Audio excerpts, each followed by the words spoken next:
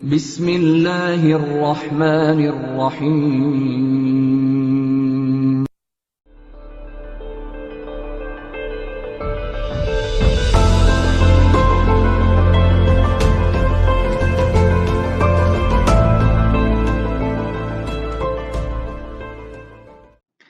बिस्मिल्लाहिर्रहमानिर्रहीम। अस्सलाम वालेकुम एंड वेलकम स्टूडेंट्स। होपफुली आप सब खैरियत से होंगे। स्टूडेंट, आज की इस वीडियो में हम चैप्टर नंबर 13 का तीसरा थ्योरम समझेंगे, इसको अटेंड करेंगे। इस तीसरे थ्योरम की स्टेटमेंट आपके सामने मौजूद है, जिसमें लिखा हुआ है prove that the sum of any two sides of a triangle is always greater than the third side. Means के कोई भी अगर ट्राइंगल आपके पास हो किसी भी किस्म की, तो उसकी अगर आप कोई सी दो साइडों की लेंथ को ऐड कर लेंगे, उनकी लंबाइयों को आप सम अप कर लेंगे, तो वो जो सम होगा वो तीसरी साइड से हमेशा ग्रेटर होगा, यानी उससे बड़ा होगा। ठीक है, इस बात को हम एक छोटी सी सादा सी एग्जांपल से भी समझ सकते हैं कि फॉर एग्जांपल हमारे पास ये एक ट्राइंगल है और इसकी जो एक साइड है ए बी, ये हम कह लेते हैं कि ये है 3। ठीक है, ये 3 सेंटीमीटर इसकी ये एक साइड है। ठीक है, तो इसी तरह इसको हम कह लेते हैं कि ये जो साइड है ये है जी 5 सेंटीमीटर की। ठीक है, ये 5 सेंटीमीटर की साइड है इसकी। ठीक है, इसी तरह हम कह लेते हैं कि ये जो साइड है ये 6 सेंटीमीटर की है। तो ये हमने इनकी जो लेंथ्स हैं वो इस तरह से सपोज कर ली हैं। ठीक है, अब जैसा कि स्टेटमेंट में हमें ये कहा जा रहा है कि दो साइडों का अगर सम लिया जाए तो वो तीसरी साइड से हमेशा बड़ा होता है, यानी उससे ग्रेटर होता है। तो लेट्स सपोज मैं इस साइड और इस साइड को सम करता हूँ। देखें, ये 8 आ जाएगा जो कि तीसरी से बड़ा है, मीन्स के 6 से बड़ा है। इसी तरह अगर आप इन दोनों के बजाय आप कोई सी दो मजीद अदर साइड्स ले लें, फॉर एग्जांपल इसको और इसको ले लेते हैं, तो 5 और 6 को ऐड करें तो 11 इंच की लेंथ बन जाएगी जो कि 3 से बड़ी है। इसी तरह इन दोनों को ऐड कर लें तो 6 और 3 9 हो जाएगा जो कि 5 से बड़ा है। ठीक है, इस बात को हम एक छोटी सी एग्जांपल से भी इस तरह से समझ सकते हैं। ठीक है, इसी तरह अब हमने आज के इस थ्योरम में जो बात प्रूव करनी है, तो मैंने आपको जस्ट एक एग्जांपल दिया, इनकी लेंथ्स को मैंने सपोज कर दिया। ठीक है, एक फिगर वैल्यू के साथ। लेकिन आपको पता है कि थ्योरम में हम प्योरली एक लॉजिक को यूज करते हुए अपनी बात को प्रूव करते हैं। ठीक है, तो लेट्स सपोज के हमने आज के थ्योरम में जो चीज प्रूव करनी है वो कुछ यूं होगी कि अगर मैं साइड ए बी और ए सी का सम कर लूं तो वो ग्रेटर होगा साइड बी सी, यानी कि थर्ड साइड से। ठीक है, लेकिन मैं इस बात को जरूरी नहीं है कि मैं ए बी और ए सी को ही सम करूं, क्योंकि थ्योरम में लिखा हुआ है कि सम ऑफ एनी टू साइड्स, यानी अपनी मर्जी से कोई सी दो साइडों का सम ले लें। तो जरूरी नहीं है कि हम ए बी और ए सी का ही सम करें, हम बी सी और ए बी का सम कर लेते हैं। तो ये इस तरह भी ये प्रूव हो सकता है। ठीक है, यानी B C plus A B, अगर इनका सम किया जाए तो ये सम ग्रेटर होगा ए सी से। ठीक है, इसी तरह एक और इसकी भी पॉसिबिलिटी बन सकती है कि अगर हम ए सी और बी सी को अगर हम ऐड कर लें तो ये बड़ा होगा ए बी से।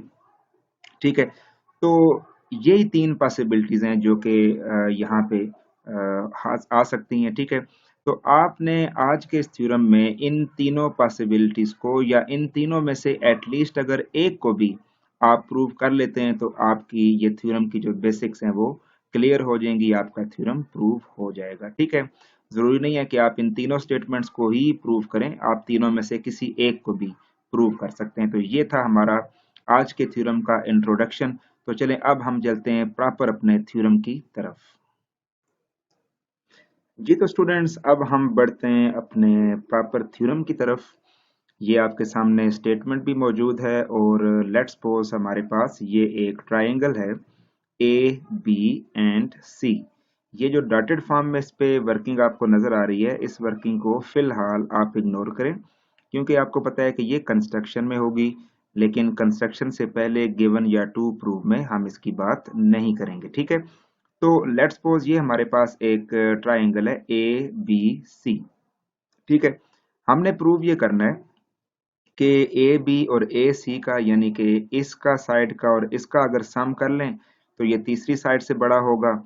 इसी तरह अगर A B plus B C कर लिया जाए, ए बी और बी सी कर लिया जाए, तो ये ए सी से बड़ा होगा। ठीक है, और अगर बी सी और सी ए को ऐड कर लिया जाए तो ये ए बी से बड़ा होगा।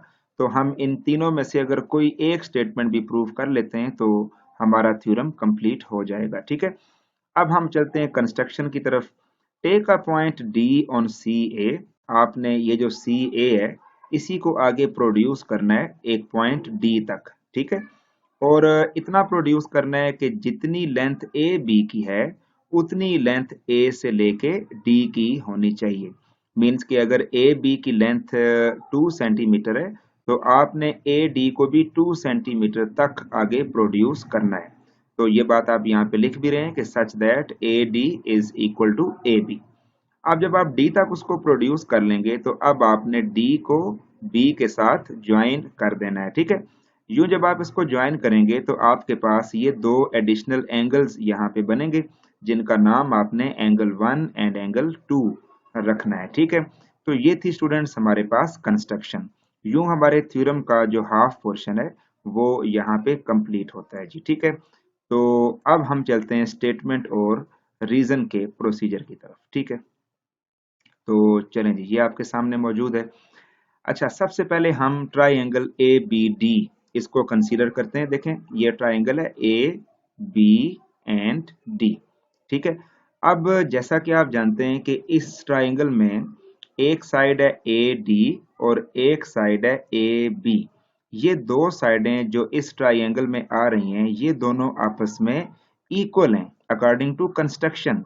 कंस्ट्रक्शन में आपने इनको इक्वल बोला था। ठीक है, अगर आप गौर करें तो ये कंस्ट्रक्शन में हमने ए डी को ए बी के इक्वल कहा है। अच्छा, अब अगर इस ट्रायंगल में दो साइडें इक्वल हैं तो फिर डेफिनेटली ये आइसोसेल्स ट्रायंगल ही होगी। और आइसोसेल्स अगर ट्रायंगल है तो इसमें दो एंगल्स भी, अगर दो साइडें इक्वल हैं तो फिर दो एंगल्स भी इक्वल होंगे। ठीक है, तो हम कह सकते हैं कि angle 1 is congruent to angle 2। तो हमने इस स्टेटमेंट को यहाँ पे नोट कर लिया। ठीक है जी, अब हम चलते हैं इसके बाद। देखें, angle D B C is greater than angle 1। तो देखते हैं कि एंगल डी बी सी कहाँ पे है। देखें, एंगल डी बी और सी, ये एंगल आपका स्टूडेंट्स यहां से शुरू होके यहां तक मुकम्मल बनता है। ठीक है, ये एंगल डी बी सी है। तो हमने देखा कि ये जो एंगल है ये एंगल 1 से ग्रेटर है। वो ऐसे कि आप देखें कि एंगल 1 जो है वो जस्ट यहां से लेके, जस्ट अ सेकंड, एंगल 1 जो है वो जस्ट यहां से लेके यहां तक है। लेकिन जो एंगल डी बी सी है वो यहां से लेके कंप्लीट यहां नीचे तक आ रहा है। ठीक है, तो इसका मतलब यह है कि एंगल डी बी सी बड़ा है और एंगल 1 जो है वो छोटा है। सो मैंने ये स्टेटमेंट यहाँ पे लिखी कि angle D B C is greater than angle 1। ठीक है, और यहाँ पे रीजन लिखी हुई है कि एंगल डी बी सी जो है वो 1 और ए बी सी यानी ये जो नीचे वाला एंगल है इसका सम है, लिहाजा ये इससे दोनों से ही बड़ा होगा। ठीक है, अच्छा, नेक्स्ट स्टेटमेंट जो है उसमें हम एक काम करते हैं कि इसी स्टेटमेंट को जिसका नाम हमने 2 इक्वेशन दिया हुआ है, ठीक है, इसको हमने फॉर्म नंबर 2 का नाम दिया हुआ है।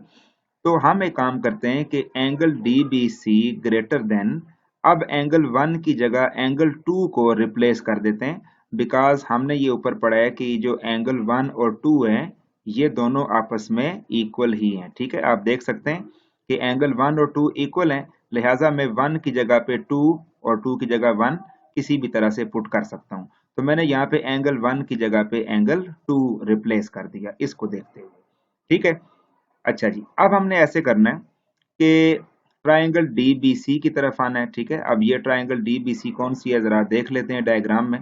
ट्राइंगल डी बी और सी, ठीक है, ये आपके पास एक ट्राइंगल बन रही है, ट्राइंगल डी बी एंड सी। ठीक है, ये आपके पास मुकम्मल एक ट्राइंगल बन रही है जिसको हम डी यहाँ से शुरू करते हैं, डी, फिर ये बी है और ये सी है। ठीक है जी, ये आपके पास मुकम्मल ये एक ट्राइंगल बन रही है। ठीक है, अब अगर मैं इस पूरी ट्राइंगल की बात करूं जिसको मैंने हाईलाइट किया है, तो इसमें सी डी साइड जो है वो बी सी से बड़ी है। ठीक है, C D side B C से किस तरह से बड़ी है, क्या वजह है, इसकी रीजन क्या है, इसको आपने जरा डिटेल में समझना है। पहले तो ये देख लेते हैं कि सी डी और बी सी ये दोनों साइडें हैं कहाँ पे। ये देखें, ये आपके पास सी डी साइड है, ए को बीच में से फिलहाल आप छोड़ दें, ठीक है। आप ये समझ लें थोड़ी देर के लिए कि ये जो ए पॉइंट है वो यहाँ पे नहीं है। तो सी डी ये हमारे पास एक साइड है और बी सी हमारे पास है ये, ठीक है। तो ये जो सी डी साइड है ये बी सी से बड़ी है, लेकिन किस बुनियाद पे हम इस बात को कह रहे हैं? चलें, नजर तो आ रहा है हमें, लेकिन इसकी कोई रीजन भी तो पेश करनी है। तो देखें, बात ये है कि अभी हमने पढ़ा है कि ये जो एंगल डी बी सी था, ये कंप्लीट एंगल ये बड़ा था, ठीक है, ये वाला एंगल बड़ा था और एंगल टू जो है वो उससे छोटा था। इस स्टेटमेंट में ये बात हमने की है, ये जो स्टेटमेंट है ये वाली, मैं इसकी बात कर रहा हूँ। इसमें हमने ये बात यहाँ पे रिजल्ट ये निकाला था कि ये जो एंगल है ये वाला, ये टू से बड़ा है। याद रखें, जब एक एंगल दूसरे एंगल से बड़ा होता है तो बड़े एंगल की सामने वाली साइड बड़ी होती है। जैसे कि ये देखें, ये बड़े वाला एंगल था, इस बड़े एंगल की जो सामने वाली साइड है, इसकी जो ऑपोजिट साइड है वो कौन सी बनती है? इसकी ऑपोजिट साइड बनती है डी सी। तो ये इसकी कंप्लीट ऑपोजिट साइड है, तो ये साइड बड़ी होगी। तो हमने देखा कि ये वाली जो साइड है सी डी ये बड़ी है, लेकिन छोटा एंगल कौन सा था? इसके मुताबिक एंगल टू छोटा था, तो एंगल टू के जो ऑपोजिट साइड होगी वो छोटी होगी। देखें, ये एंगल टू है तो इसके सामने वाली साइड, क्योंकि ये तो हमने पॉइंट बीच में से निकाला हुआ है, तो एंगल टू के सामने वाली साइड ये बनती है बी सी। तो अब ये स्टेटमेंट का मतलब हमें समझ में आ रहा है कि जो सी डी साइड है वो बी सी से बड़ी होगी। तो स्टूडेंट्स, हमने लिखा यहाँ पे C D is greater than B C. इसकी रीजन में आप यहाँ पे ये भी लिख सकते हैं। अगर यहाँ पे चले, हम इसको थोड़ा सा क्लियर कट अल्फाज में यहाँ पे लिख लेते हैं कि side opposite to greater angle is greater, ठीक है जी। ऐसी साइड जो ग्रेटर एंगल के ऑपोजिट हो वो हमेशा ग्रेटर ही होती है, ठीक है। बाय 3 अगर आप जस्ट लिख लें तो वो भी ठीक है, लेकिन ये है कि side opposite to the greater angle is greater, ये हमारे पास इसकी रीजन जो है वो ये आ जाएगी।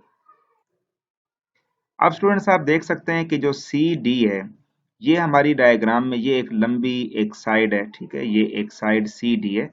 अगर इसके मैं दो पार्ट्स बना लूं तो इसका जो एक पार्ट हमारे पास बनता है वो बनता है जी सी से लेके ए तक, सी से लेके ए तक, सी ए। और जो इसका दूसरा पार्ट बनता है वो हमारे पास डी से लेके ए तक बनता है। इसका मतलब ये कि ये दोनों पार्ट्स को मिला के सी डी बन रही है। तो हमने सी डी की जगह पे ए डी प्लस ए सी लिख लिया, ए डी प्लस ए सी, और आगे ग्रेटर देन बी सी इसी तरह हमने इसको मेंशन कर लिया, ठीक है। तो अब आप देखें कि ए डी और ए बी तो आपस में इक्वल थे हमारी इस कंस्ट्रक्शन की बुनियाद पे। ए डी की जगह पे हम ए बी भी पुट कर सकते हैं, तो मैंने ए डी की जगह पे ए बी लगाया प्लस ए सी ग्रेटर देन बी सी। तो ये आपके पास ये स्टेटमेंट है, यहाँ से हम ढूंढते हैं जी ये वाली फर्स्ट स्टेटमेंट आपने ये वेरीफाई की है, ठीक है जी। ये आपकी पहली स्टेटमेंट अभी वेरीफाई हो चुकी है। और मैंने जैसे शुरू में कहा था कि अगर आप तीनों में से किसी एक स्टेटमेंट को भी प्रूव कर लेते हैं तो बकिया दो स्टेटमेंट्स को आप सिमिलरली लिख के उसके साथ इसी तरह से अटैच कर सकते हैं। तो ये था स्टूडेंट्स आपके पास आज का थ्योरम। होपफुली आपको ये समझ आ चुका होगा। किसी भी कंफ्यूजन की शक्ल में आप कमेंट्स बॉक्स में अपनी कंफ्यूजन क्लियर कर सकते हैं, उसको पूछ सकते हैं। इसके साथ ही मुझे इजाज़त दें, अपना ख्याल रखिएगा।